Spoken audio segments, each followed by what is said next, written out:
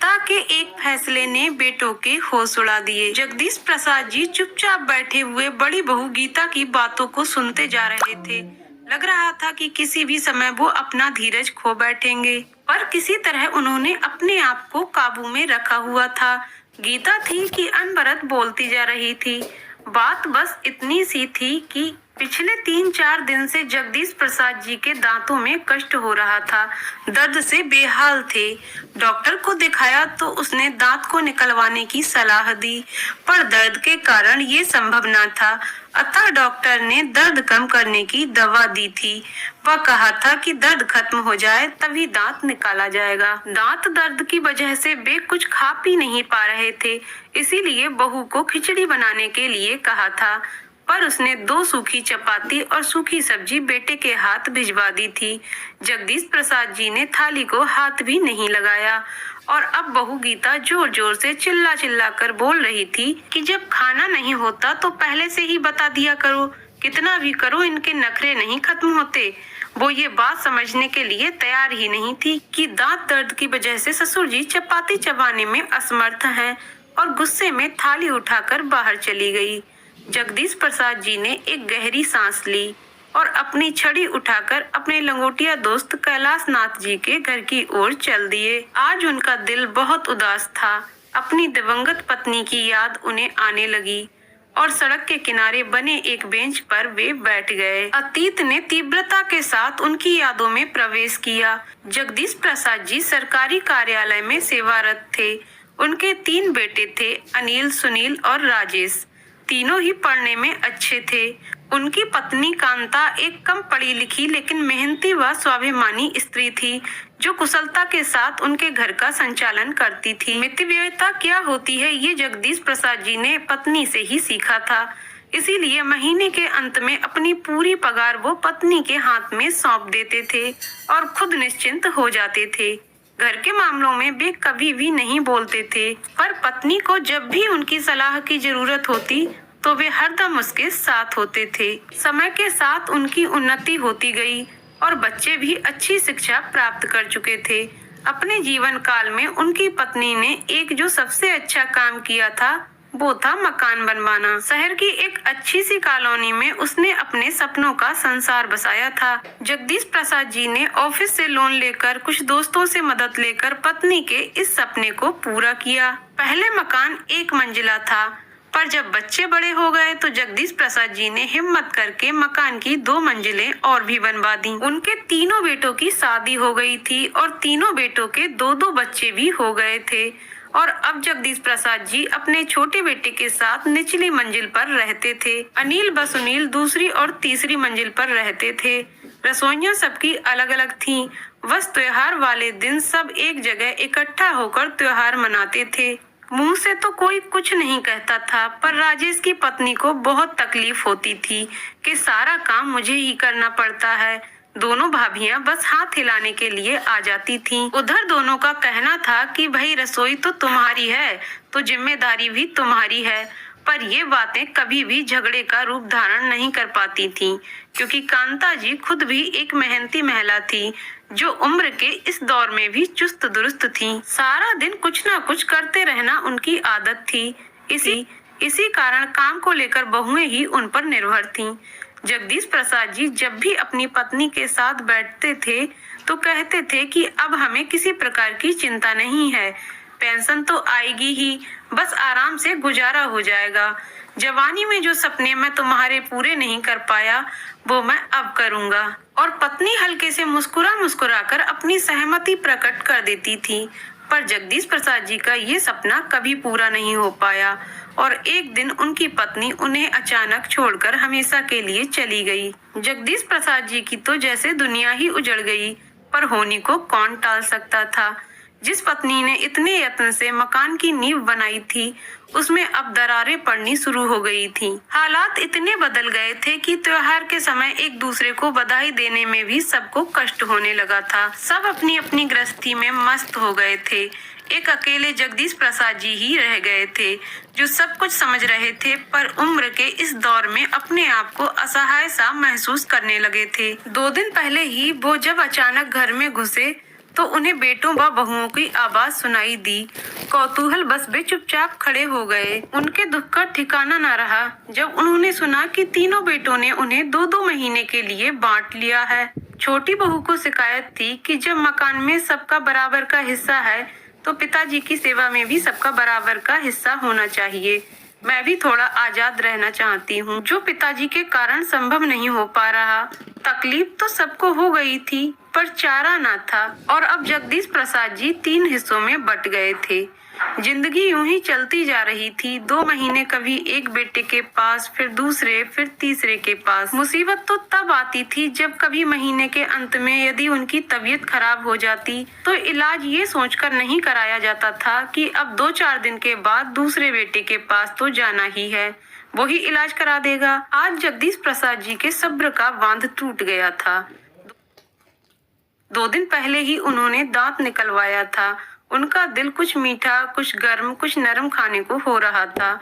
उन्होंने अपनी मझली बहू को हलवा बनाने के लिए कहा और अलका का जवाब था कि मैं अभी खाली नहीं हूँ। आपको और कुछ तो सूझता नहीं है? इस उम्र में खाने की पड़ी है। 2 दिन के बाद वो ना छोटी बहू के पास जाएंगे तो वहीं खा लेना। मैं किटी पार्टी के लिए लेट हो रही हूँ। और जगदीश प्रसाद जी के सब्र का पैमाना छलक गया। आज तक वो अपने बेटे बहुओं की सब जातियां बर्दाश्त कर रहे थे, पर आज तो हद हो गई। आंखें आंसुओं से भर गईं और वे कैलाश जी के घर चल पड़े। कैलाश जी उनके बचपन के मित्र थे। शिक्षा प्राप्ति से लेकर सेनाव्रती तक दोनों साथ ही रहे। कैलाश नाथ जी थोड़े व्यवहारिक बुद्धि वाले व्यक्ति थे। वे दिल से नहीं, दिमाग से सोचते थे। उन्होंने अपने दोस्त को कई बार समझाया था कि थोड़ा रौब रखा करो। किस बात की तुम्हें कमी है? मकान अभी तुम्हारे नाम है। बेटे बहू जब भी सिर पर बैठने की कोशिश करें तो धमकी दे दिया करो कि किसी को भी हिस्सा नहीं दूंगा। पर जगदीश प्रसाद जी को ये बात नामंजूर थी। उनका कहना था कि जब मकान बनवाया ही बच्चों के लिए है तो ऐसा सोचना किस लिए। लेकिन आज उन्हें लग रहा था कि अब कुछ करने का समय आ ही गया है। कैलाश नाथ जी से सलाह मशवरा करके जगदीश प्रसाद जी घर आकर पत्नी की तस्वीर के सामने आकर खड़े हो गए, जैसे मन ही मन उनसे विचार विमर्श कर रहे हों। एक दृढ़ निश्चय उनके चेहरे पर आया और वो भूखे पेट ही सो गए। किसी ने भी खाने के लिए नहीं पूछा। उन्हें पता था कि उनके तीनों बेटे पत्नियों के साथ गर्मी की छुट्टियों में बाहर जा रहे हैं। किसी को भी ये ख्याल नहीं था कि पिताजी क्या खाएंगे, कैसे रहेंगे। जगदीश प्रसाद जी ने भी कुछ नहीं कहा। उन्हें अपनी योजना को अंतिम रूप देने का अवसर मिल रहा था। वो चुपचाप शांत भाव से बैठकर सबकी तैयारियां देख रहे थे। वैसे भी उनका मानना था कि जब बेटे ही माँ बाप को नहीं पूछते तो बहुओं से क्या उम्मीद रखना। बहुएं तो चाहती ही हैं कि किसी की सेवा ना करनी पड़े। वे तो पति और बच्चों में ही अपना परिवार देखती हैं। सास ससुर उन्हें बोझ लगने लगते हैं। वे अपने अधिकारों के प्रति तो सचेत रहती हैं, पर अपने कर्तव्यों की तरफ से आंख मूंद लेती हैं। सबके जाने के बाद जगदीश प्रसाद जी अपने मित्र के साथ प्रॉपर्टी डीलर के पास गए और प्रॉपर्टी डीलर कैलाश नाथ जी के पुत्र का खास दोस्त था। उनसे मिलकर अपनी व्यथा बताई और कुछ सलाह मशवरा किया, वह वापस आ गए। 20 दिन के बाद जब बेटे बहुएं प्रसन्न चित्त घर लौटे तो मकान पर ताला देखकर सबकी त्योरियां चढ़ गईं। छोटी बहू मोना बोलने लगी, हद हो गई लापरवाही की। पता था कि हम आज आ रहे हैं, घर नहीं बैठ सकते। उसके गुस्से का कारण भी था कि अब 2 महीने पिताजी को उसके पास रहना था। काफी देर इंतजार करने के बाद अनिल व सुनील कैलाश नाथ जी के घर की ओर चल दिए और उनके पैरों तले जमीन खिसक गई जब उन्हें पता चला कि पिताजी ने मकान 90 लाख में बेच दिया है और अब वे कहाँ हैं किसी को कुछ पता ही नहीं। तीनों परिवारों को समझ नहीं आ रहा था कि ये सब क्या हो गया है। उन्हें लग रहा था कि ये एक भद्दा मजाक है जो पिताजी ने उनके साथ किया है। गुस्से में तीनों भाई उबल रहे थे। पिताजी ऐसा कैसे कर सकते हैं? मकान की कीमत लगभग 1 करोड़ की थी, तो पिताजी ने 10 लाख का घाटा क्यों उठाया? ये उन सब की समझ से बाहर था। कोई चारा न देखकर सब अपने ससुराल चले गए। अगले दिन बड़े बेटे के पास कैलाश नाथ जी का फोन आया और उन्होंने तीनों पुत्रों को अपने पास आने के लिए कहा कि कुछ आवश्यक सूचना देनी है। शाम तक का भी इंतजार सबको भारी पड़ रहा था। कैलाश नाथ जी के पास से जो सूचना उन्हें मिली, उससे तीनों की जुबान पर ताला लग गया था। दिमाग जैसे कुंद हो गया। सोचने समझने की शक्ति ने जैसे साथ ही छोड़ दिया। कैलाश नाथ जी के अनुसार जगदीश प्रसाद जी हरिद्वार चले गए हैं और उन्होंने वहां पर एक घर ले लिया है और अब वहीं रहेंगे। ये समाचार पूरे परिवार पर एक भारी प्रहार था। बहुत अनुनय विनय करने पर कैलाश नाथ जी से वे पिताजी का पता प्राप्त कर सके और हरिद्वार की ओर उड़ चले। पिताजी का ये कदम उनकी समझ से बाहर था। हरिद्वार पहुंचकर पिताजी को देखकर एक और झटका लगा। पिताजी तो प्रसन्नचित्त और स्वस्थ लग रहे थे। बेटे बहुओं को देखकर उनके होठों पर मुस्कान आ गई। प्रसन्न दिल से उनका स्वागत किया और दीपक कहकर किसी को आवाज दी। आवाज सुनते ही 10-11 साल का एक लड़का सामने खड़ा हो गया। सबने कौतूहल से उसे देखा। जगदीश प्रसाद जी ने सबकी नजरों को नजरअंदाज किया और दीपक को 6 प्लेट गरम गरम हलवा लाने के लिए कहा। इसी बीच जगदीश प्रसाद जी सबसे बच्चों की कुशलता के बारे में जानते रहे। बेटे एक दूसरे की तरफ देख रहे थे कि कौन पहल करे, पर किसी की हिम्मत नहीं हो पा रही थी पूछने की। इतने में दीपक एक ट्रे में 6 प्लेट लेकर आ गया और सबको एक प्लेट पकड़ा दी। किसी ने भी प्लेट को हाथ नहीं लगाया। किसी को बोलते ना देखकर जगदीश प्रसाद जी ने कमान अपने हाथ में ले ली और बोलने लगे, तुम सबको हैरानी हो रही होगी और गुस्सा भी आ रहा होगा कि पिताजी को ये क्या सनक सवार हो गई है, लेकिन कारण भी तुम लोग ही हो। मैंने और तुम्हारी माँ ने तुम लोगों को कभी भी किसी प्रकार की कोई कमी नहीं आने दी। तुम्हारी माँ ने मेरी एक अकेली तनख्वाह से कितनी कुशलता से घर को चलाया, ये मुझे तुम सबको बताने की जरूरत नहीं है। और आज मुझे ये कहने में कोई भी शर्म नहीं है कि उसने अकेले तुम सभी को अपने प्यार से बांध रखा था, पर तुम 6 लोगों ने अपने एक बाप को ही किस्तों में बांट लिया। पर चलो कोई बात नहीं, कम से कम 2 वक्त की रोटी तो शांति से दे सकते थे, पर वो भी नहीं हो पाया।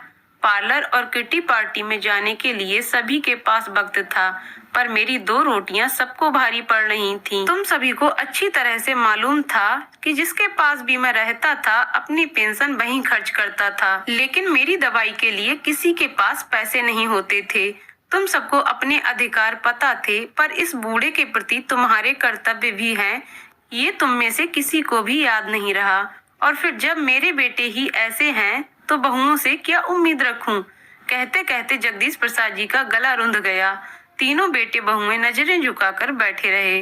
जगदीश प्रसाद जी ने दोबारा बोलना शुरू किया, ये मेरा फैसला है, तुम्हें पसंद नहीं आएगा, ये मैं जानता हूँ, पर इसके जिम्मेदार भी तुम लोग हो। तुम्हें पता चल गया होगा कि मैंने मकान बेच दिया है, 10 लाख के घाटे में बेचा है, पर मुझे इसका कोई मलाल नहीं है। 5-5 लाख मैंने अपने पोते पोतियों के नाम से फिक्स डिपॉजिट करा दिए हैं, जो उनके बड़े होने पर उन्हें ही मिलेंगे। मैंने ये घर खरीद लिया है, 2 कमरे, किचन, बाथरूम, टॉयलेट, सभी सुविधाएं हैं।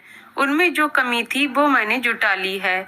मैंने इसके लिए अनाथ आश्रम को 15 लाख दे दिए हैं। मेरे मरने के बाद ये घर आश्रम की संपत्ति हो जाएगा।